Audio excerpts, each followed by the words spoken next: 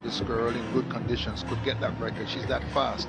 11.14 and bullet quick in a straight line. Up they go.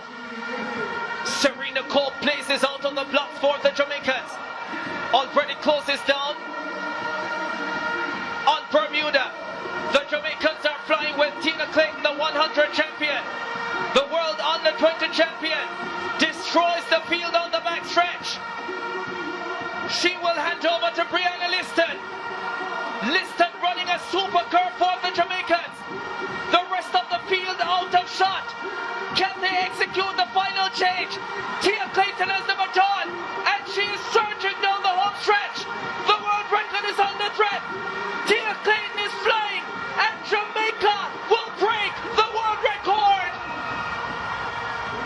42.59. Tina Clayton with the anchor leg performance.